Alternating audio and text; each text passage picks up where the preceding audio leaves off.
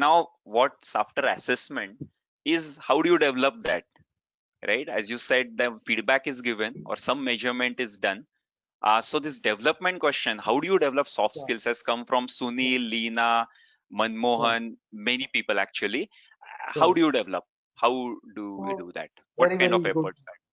very, very good question. Uh, And I'll Shailesh, answer here, that like question. maybe Shailesh, I'll just combine two things. One is Sure. from individual's Yes. point, from organization's point, how should they invest in soft skills development?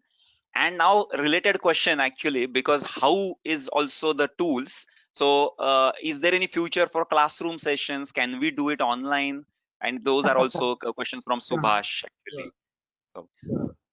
A lot of facets to this. I think it's a very yes. rich conversation. 1 hour is not enough, but I'll kind of talk about the headlines.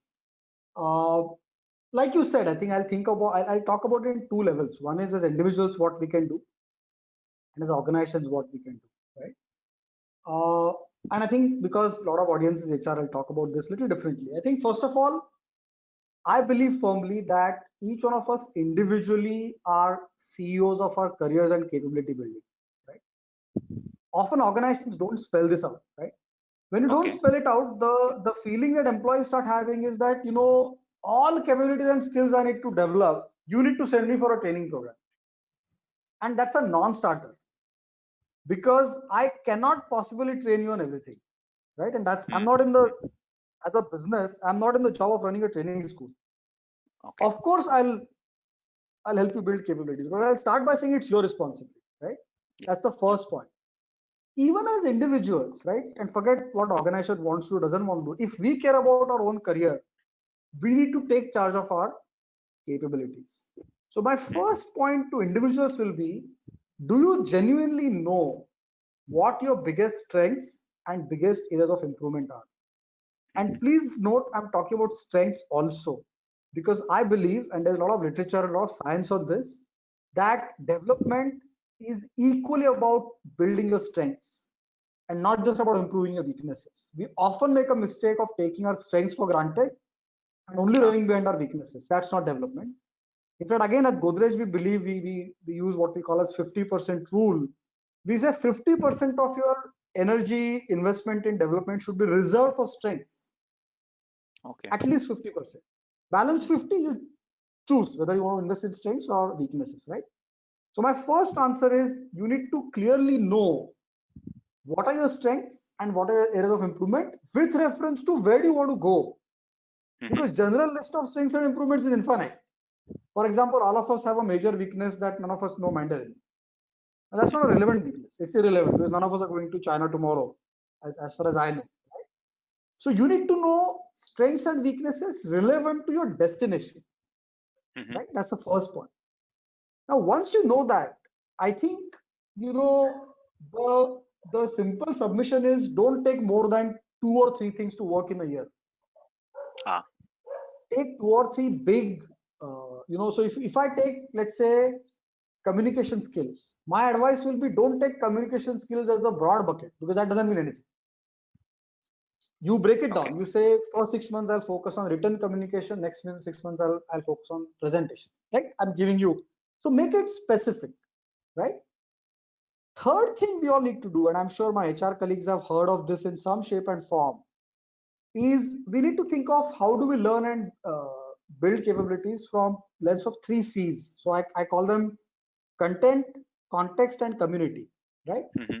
Content is access to courses, access to books, access to internet resources, right? Which is Hmm. knowledge, high quality knowledge that I can read, observe, right? That's static content in a way, right? Context is applying it in workplace Hmm. because we are all professionals. We just don't want to read a book and keep it, right? If you learned a new way of presenting something, tomorrow you need to go and try it out in your work. So that's the context, right? This is nothing but the famous 70-20-10, which I'm sure my HR colleagues know. And third is community. The biggest thing we learn from is people around us, not just Hmm. bosses, teachers, and coaches, but also our colleagues and peers.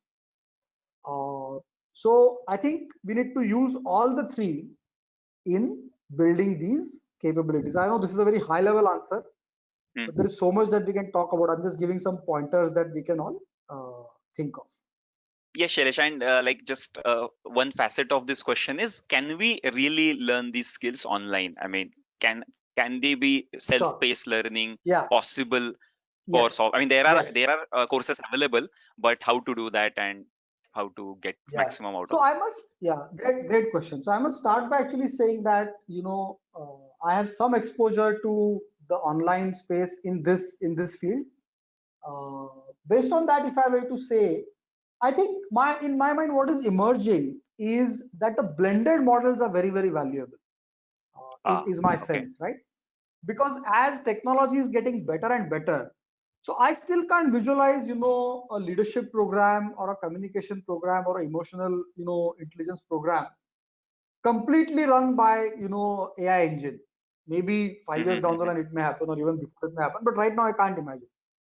But can I see a blended approach, right? So, for example, in communication, I've seen that there are now good engines that can give you first level feedback on, let's say, your writing or speaking, right? mm-hmm, mm-hmm. Now, that can be used at a high volume, and then you bring in a in-person teacher or a trainer who then uses that insights, generated by the machine to add a layer of human judgment.